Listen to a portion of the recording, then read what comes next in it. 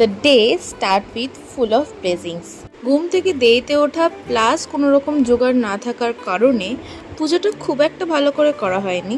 আর সময় যেহেতু আমার তো খুব কম ছিল, সেই জন্য কোনো ক্রমে পুজোটা সেরে ঘরের মধ্যেই 108 বার ওম নমঃ শিবায় মন্ত্র চ্যান্ট করে সকালের শুভারম্ভ করেছি। আর তার সাথে আমার 16টা সোমবারের 5 নম্বর সোমবারও কমপ্লিট।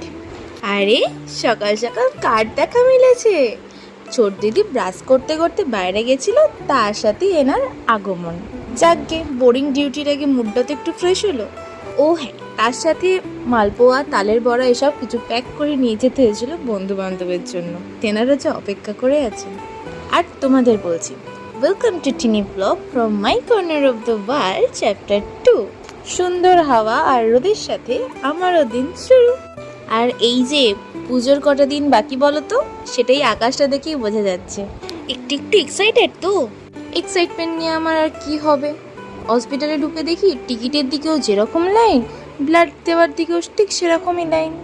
ইকুয়ালস টু আজকের দিনটা হেক্টিক যেতে চলেছে।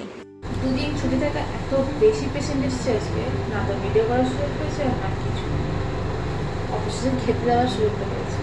যদিও খাবো না, তো বন্ধু বান্ধবের সাথে একটু দেখা তো হবে, এটাই। এই যে আমাদের ভোলু ক্যান্টিনে চাপলে সব সময় পাহারা দেয়, আর এই যে আমার টলু মলু আর খোলু সবসময় ভেজর ভেজর করতে থাকে।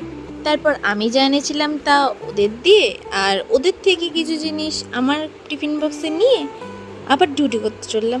আফটার ডিউটি বেরিয়ে যখন বাসে উঠেছি, অবশেষে কত দিন পর বৃষ্টি কাকার দেখা মিলেছে। ফোকলা বুড়ি আমার সাথে দেখা করতে এসছে মুখের লজেন্স পরে।